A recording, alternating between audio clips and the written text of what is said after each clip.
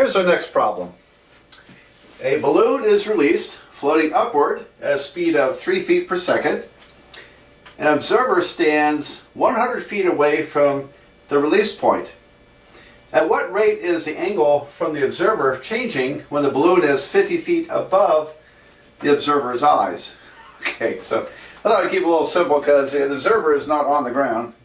The observer is like, 5 feet or so above the ground. Okay, so try this again. Take this problem, try to draw the picture, and try to work the problem too. I think that's a great idea. See what you can do with it, and then I'll work it. So pause the video, at least draw the picture, try to work the problem. Well, here's my picture. We have, I created a right triangle. So y is the height of the balloon. Currently at the moment it's 50 feet above the observer. The observer is 100 feet away from the release point. Excuse me. And so, and here's the angle to the balloon. The balloon's up here. And I'll just write balloon. Okay. So, as far as the angle goes, how do we bring this into it? Well, we need trigonometry. The right triangle gives us the Pythagorean theorem, but it's not like the last problem, where we're trying to measure the speed along one of these lengths. We're trying to measure the change in angle. So this time we have to bring in trigonometry. Tangent of the theta, because we have opposite and adjacent defined, I really don't need z in this problem. I think I'll just erase it. Opposite over adjacent is the tangent, y over x. And so here's the fundamental equation that we have to work with. And the other input we have is that the balloon is rising at 3 feet per second, so that would be dy dt, the rate of change in y with respect to time, which is y prime. And finally, we're supposed to find the rate of change of angle, d theta dt, which I wrote as theta prime. Theta prime is, when you write this notation, you're not telling yourself or the reader what that variable is. But in the context of the problem, theta prime would be the rate of change of theta with respect to time. Alright, so you got all this down? What we needed was an equation that involved the letter we're solving for, but this time we're actually solving for theta prime. So I can get the theta prime by taking the derivative of this function. And so let's see. All right, well there you go. So let's take the derivative. d theta of tangent theta equals to y over x.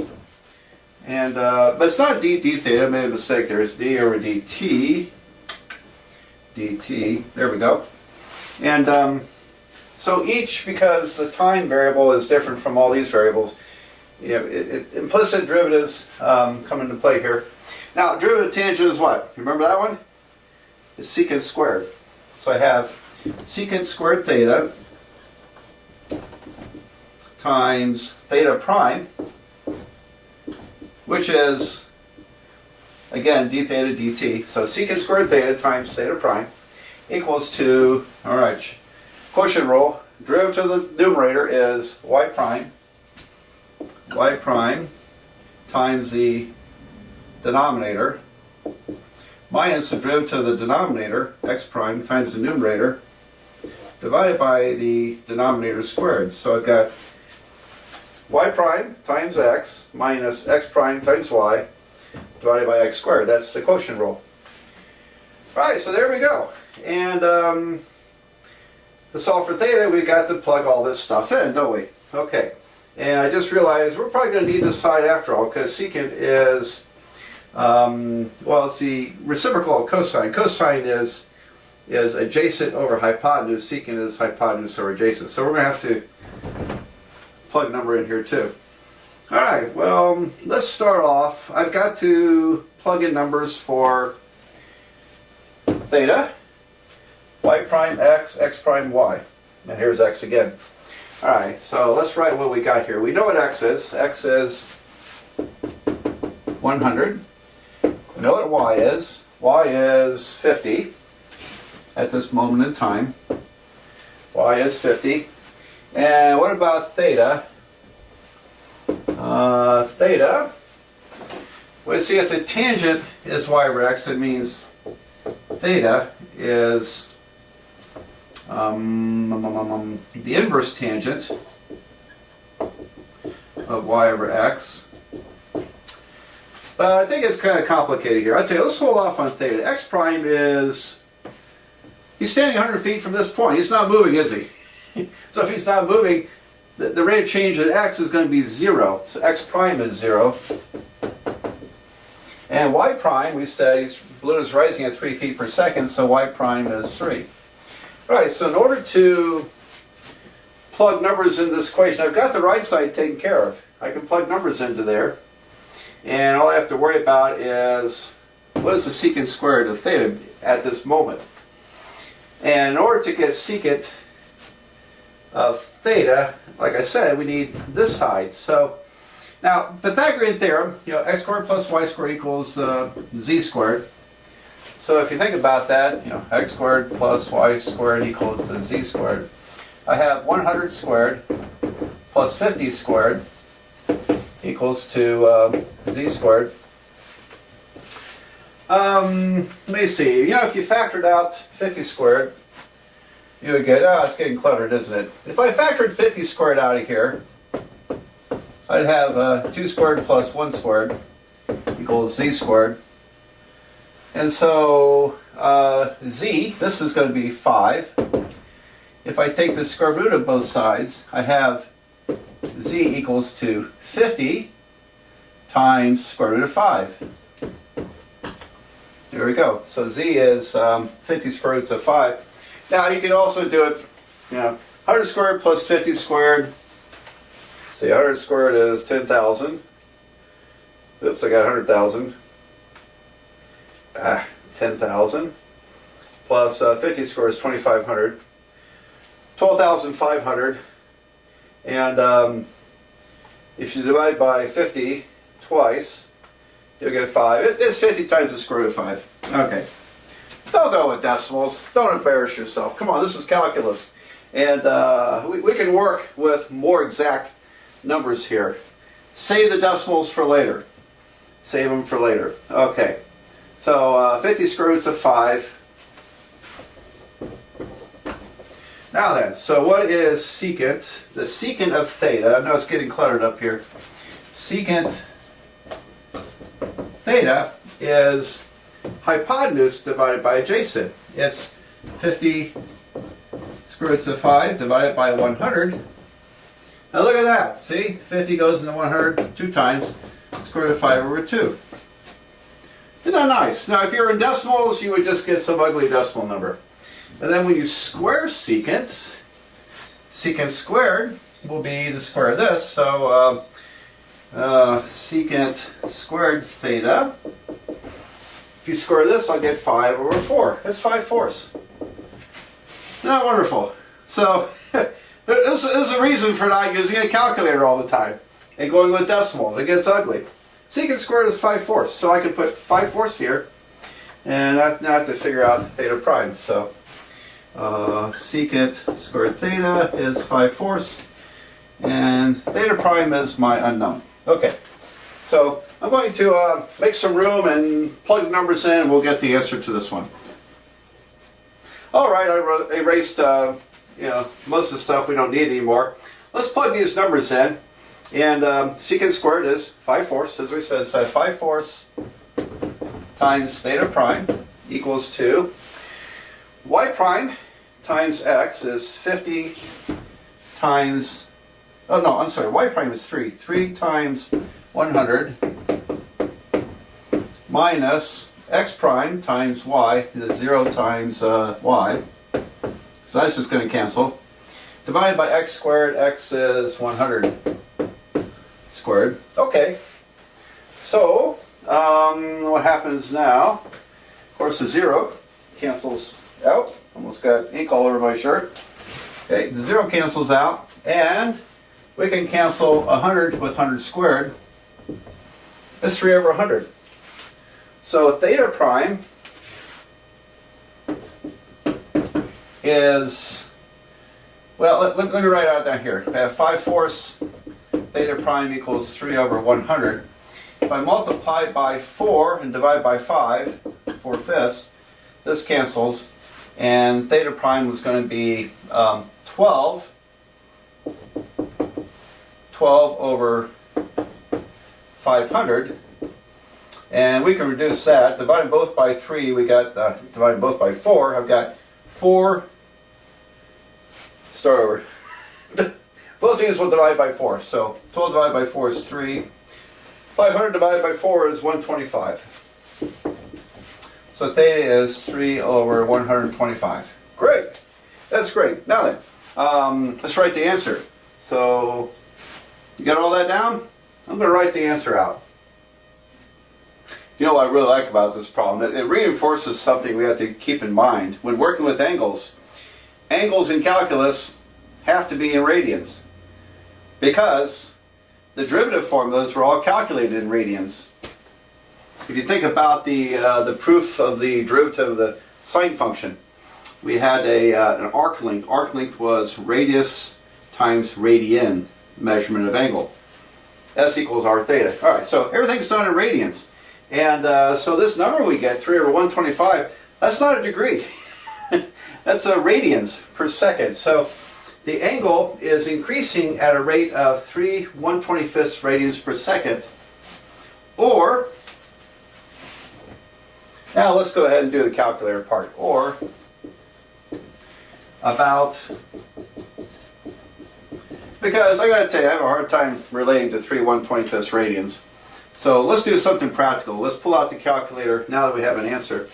And to go from radians to degrees, you remember how I can do that? We multiply by 180 degrees divided by pi radians. So this carries the units radians, that carries units radians. Radians cancel, leaving degrees. And we get, whatever that is, see, I'm going to cheat. 3 times 180 divided by 125, 4.32. Well, it's exactly 4.32, isn't it? Exactly 4.32 degrees. Or, which means I can erase the word about, because I'm giving the exact answer, aren't I? I don't even have to round off here. Or 4.32 degrees per second.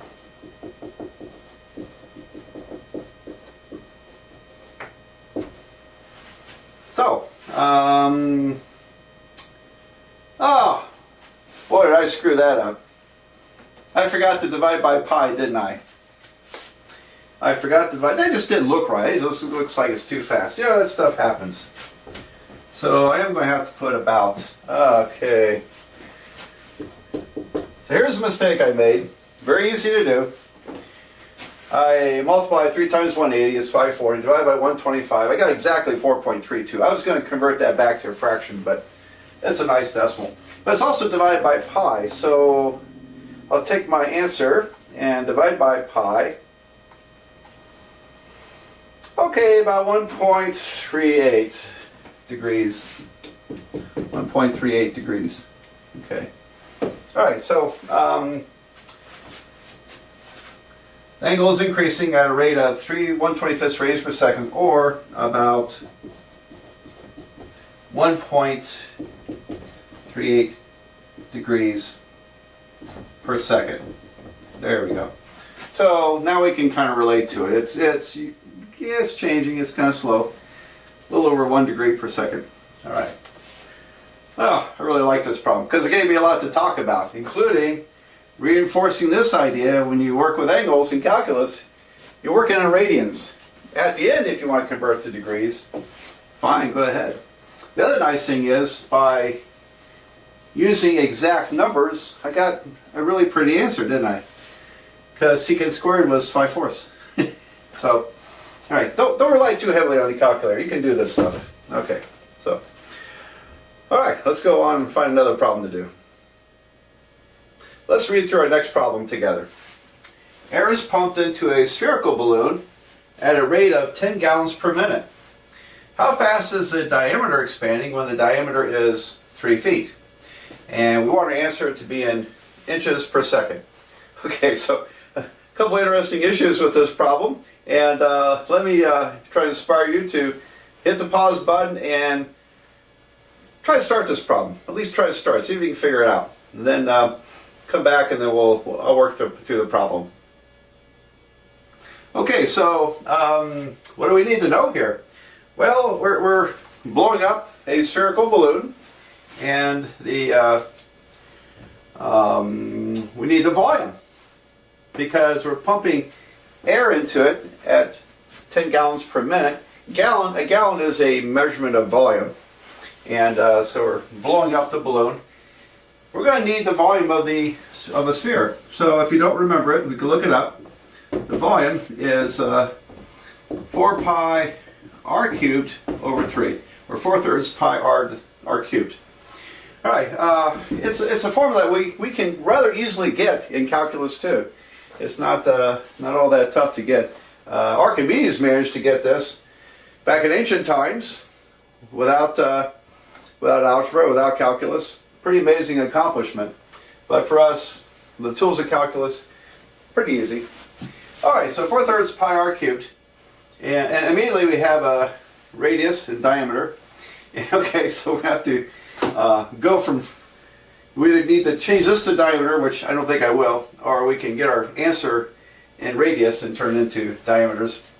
What about gallon? How big is a gallon? All right, so 1 gallon, you can look it up. 1 gallon is equal to 231 cubic inches.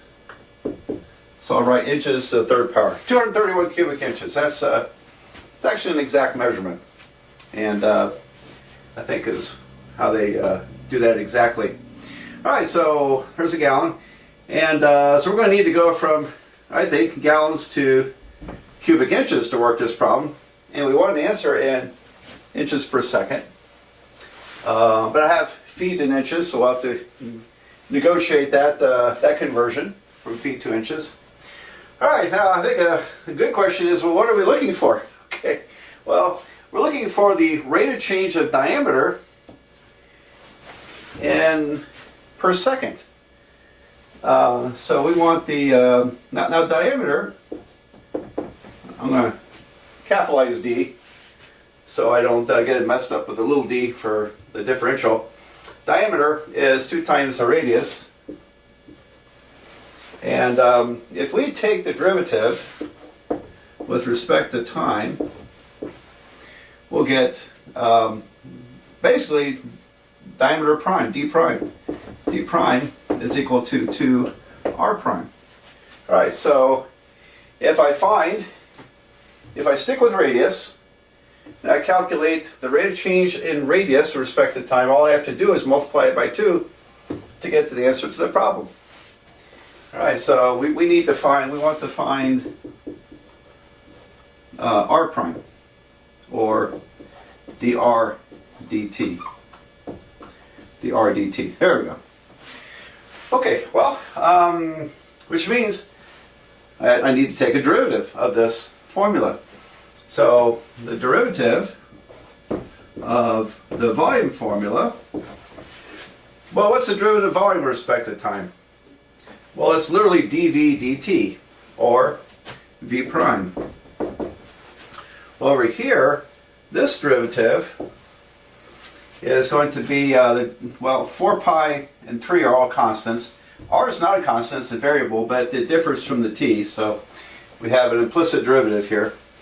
It's going to be the derivative of r cubed is 3r squared, and so the 3 will cancel that 3, and this will give me 4 pi r squared, and then times r prime. So chain rule is where we get to r prime. So there's r prime. And what about that? Okay, well, this one's easy because I can figure that out from here. The diameter being 3 feet, the radius will be half of that. But the volume prime got something to do with the air being pumped in, isn't it? Okay, so I'm going to have to pull out the 10 gallons per minute. All right, so let's see. V prime, let me do some work here. V prime is 10 gallons per minute. 10 gallons per minute. I think I'll do those in cursive if you're okay with that. Actually, it doesn't matter, right? Because you're just watching a video. I think I'll print it because my cursive is a little sloppy. 10 gallons per minute. All right. Now I want my final answer to be in inches per second, and so I need to get inches into this, and that's where we use 1 gallon is 231 cubic inches. So I'm going to put 1 gallon down below and 231 cubic inches up above. There we go. And this gives me, also I want seconds, don't I? I want seconds, so I need to convert minutes to seconds. Well, 1 minute contains 60 seconds. And so the minute units cross cancel. And now I've got cubic inches per second. So V prime is, let me make some room over here. All right. So V prime, here we go, is this product. Now that's, let's see, 10 cancels a 60 6 times. And let's see, 3 goes into this. 3 goes into that, what, 77 times? 77 over 2. Is that right? Yeah, I think that's right. So 77 over 2 cubic inches per second. Okay, 77 halves cubic inches per second. All right, and I know some of you just want to punch calculators. Give me a decimal. All right, because you're used to that, aren't you? Most of you are. And I'm pretty stubborn about that. I'm going to go with fractions as long as I can because I love exact answers. And as you saw in the last problem, without using a calculator, we were able to find out that secant squared was exactly 5/4. Pretty nice, right? And so, anyway, 77 halves cubic inches per second is V prime. So that number is going to go here. And let's see, R radius, well, the diameter is 3 feet, so the radius at this moment in time, now, kind of an important point here, you see the balloon expands at different rates, constantly changing rates. When you first start to blow it up, man, it just starts going up like this. But then as it gets bigger and bigger, it slows down. It slows down. So because the rate of expansion is changing, that's why we need calculus to work this problem.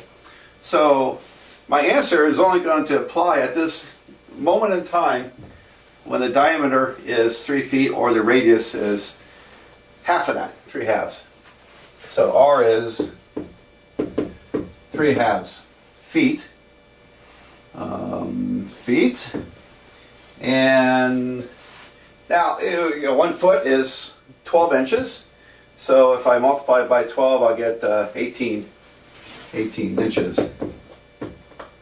Okay, so just for the record, 3 halves feet, because I really want you to get used to dimensional analysis ideas. To convert 1.5 feet or 3 halves feet to inches, I'm multiplying by 12 inches over 1 foot. And so the feet cancels, replaced by inches.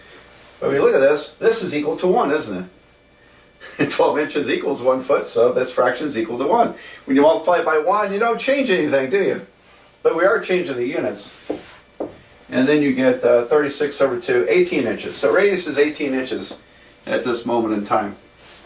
All right, so all I have to do is plug those numbers in. I'll be there. I've got my rate of change in volume. In other words, how fast is it expanding in terms of volume?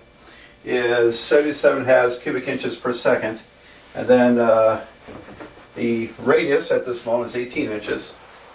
So let's plug those numbers in. And V prime is 77 halves equals to 4 pi 18 squared